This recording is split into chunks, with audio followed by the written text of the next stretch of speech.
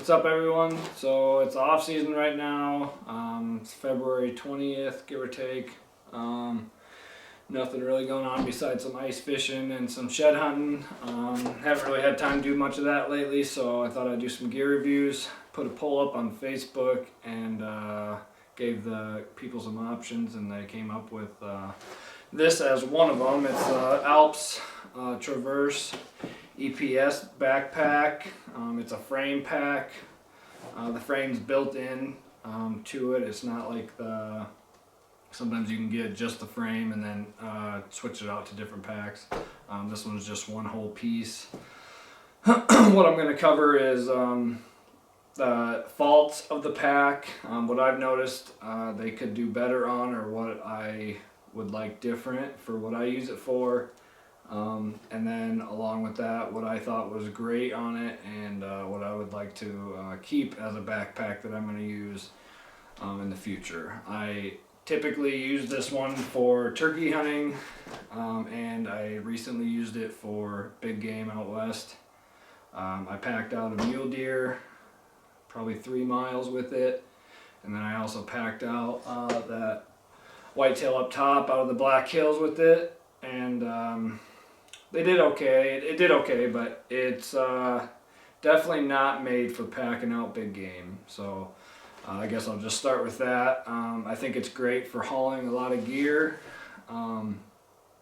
It is quite roomy, but it's a little small for what I'd like. I think it's great for late season if I'm hunting from the ground. I can carry my camera equipment, extra clothing, extra batteries. If I have a solar charger, if I'm walking a long ways, I can put my fluffy coat in there so I don't sweat on the way in. I can throw that on once I start getting cold, along with extra gloves and boot covers and stuff like that. But early season, I don't really use this pack a lot. I have another Alps day pack that I use for that stuff, but that gets a little tight. So I like this one for the room. Other than hauling out critters, I think it could probably haul out an antelope pretty good, but I haven't had that chance yet. As for like pockets, I would say it's pretty decent. It's got a pouch here on the side. It's got soft felt in there, so it's not going to scratch up optics. It's made for a spotting scope, which I've used that for, and it works well. It's got these 2 butterfly straps, which I used to put like spare ammo or my tag in, grunt calls, stuff like that. And it's got one on each side there. And then on the sides, it's got these, I guess just on this one side, it's got the stretchy mesh pouch that maybe you could throw some calls or anything that you don't mind being exposed to the elements, because it's just mesh. If it rains or anything like that, it's not going to protect it very well.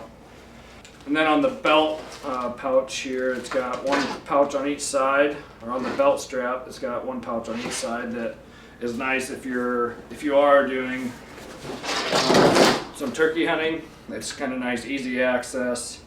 You could grab your calls out of there real quick, or if you need to like face paint or anything that you might need in a hurry, it'll be right there at your access. You don't have to take the bag off.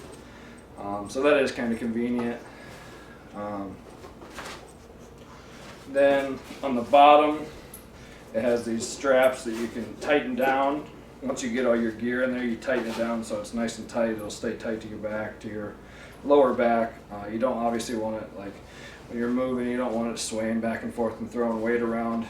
And then if you're packing out meat, you can extend that by unclipping those, and it'll open it up to, I'm not sure how many cubic inches it'll add, but it's not phenomenal like a mule deer. Really, I think I was even busting like the threading on a lot of the straps and stuff when I hauled out that mule deer.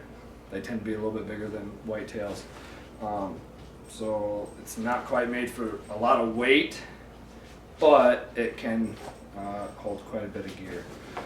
So other than that, on the inside, it's got your frame will come apart to haul in more gear. It's got a zipper that goes all the way around to extend it, just to open it up just a touch more. I have hauled meat in both pouches before.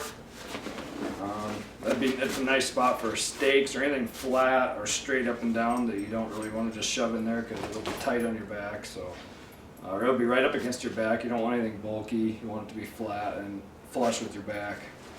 And then it's got, I don't know if you can see it, it's got on the inside of the big pouch, it's got all these little extra pouches.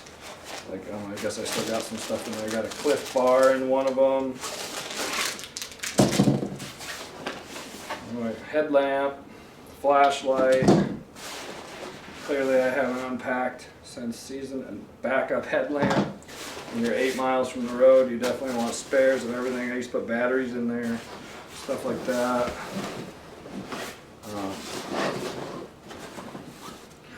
A rifle round, which right now is a great thing to find. But yeah, it's got a decent amount of room. Oh, and another headlamp. So I really didn't want to be stuck in the dark out there, clearly, when you're out in the middle of nowhere. And then it also has what I thought was cool, and one of the reasons I bought it was it's got this strap here. It's not like a buckle, but like it tightens on itself kind of strap. And you can pull it tight, and you can put your rifle right here or your bow. It's not quite big enough for my bow, but for other people's bows it might be great. You tighten that down, and then it should come with put the butt of your gun right here, and it'll sit flat right there. And you just tighten all these down around the buttstock of your gun or the cam of your bow or whatever, however you want to set it up. There's multiple ways I've done it, but that just pops right in there. It's pretty stealthy. It doesn't really get in the way at all, which is nice. I didn't really use it that much, just because I like to have my weapons available to me more than having to take my pack off, especially with the rifle. And same with the bow, I guess, for the most part. And then it also has, which I use quite a bit out west because the weather is so unpredictable, is a rain cover, which is blaze orange, which is great. If you're packing out a deer or anything, if you're just walking out in the woods, or out in the prairie or anywhere, and if it's rifle season or there's a gun season open, toss this over the pack. It'll keep it dry, along with from the back. It'll make you visible to other hunters. Make sure you don't get shot.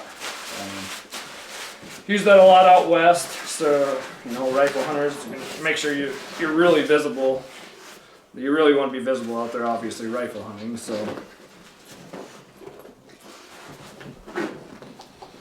and then on the bottom of that,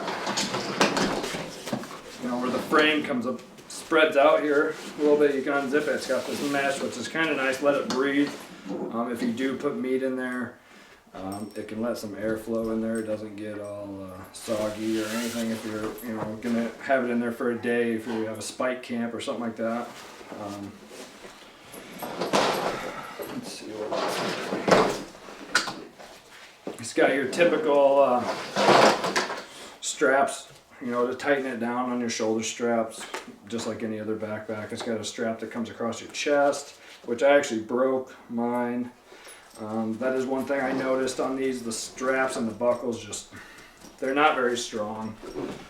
They couldn't hold a whole lot of weight, and I ended up breaking, I don't know, two or three straps and a couple buckles. I did get some more sent to me from Alps. They were really good about that, which is fine. It's just kind of frustrating having to redo that. And then also, right here, it's got medium, small, extra small, extra large, large, and then 2XL for whatever size you maybe or you want to set it. You can adjust the frame, so if you want it to sit higher on your back or lower on your back, you can adjust the frame in there, which is nice. Everybody's different, so it's nice to be able to have that flexibility in the pack. So basically, I guess as a review for it, I would say if you're hauling in a little extra gear, whether it's camera gear or clothing, I think it'd be great. It's a little bulky in a tree stand. On the ground, I think it's great. hauling out deer or critters, probably not the best. I like to carry my turkeys out over the shoulder. I have a turkey strap for that. So I don't usually use a big pack like that. A lot of times I'll just keep stuff in my pockets or my vest. I like to wear pants with cargo pockets and stuff like that. So I don't really need to pack as much. Just carry the decoys if I'm using decoys. But other than that, it's a great pack. It's just not quite as sturdy as I'd like it to be or as strong. So I think for the future I'm gonna go to Badlands. I'm gonna try out a Badlands pack this next year. Once I save up a little bit of money, you can buy just the frame, and then you can buy like a handful, like half a dozen individual packs for that frame, from a day pack to like a super, I don't know if it was like 2,000 square inches or something like that. But you could haul out quite a bit of meat if you needed to. So that's what I'm going to transition to this year. I'm not sure what I'm going to do with this yet. I don't know if I'm going to keep it or try and sell it. I'm sure I can find a use for it. So, but we'll see. So, anyways, I hope that helped. If you're in the market for a pack, and you're kind of on the ropes of what to get, maybe this video helped you out kind of to know exactly what you'd be getting if you're looking at an Alps Traverse pack. Alps has a lot of different other packs too. This is probably 6 years old, give or take. So yeah, if you have any questions or concerns, just go ahead and throw them in the comments, and I'll do my best to answer those for you. So thanks for watching.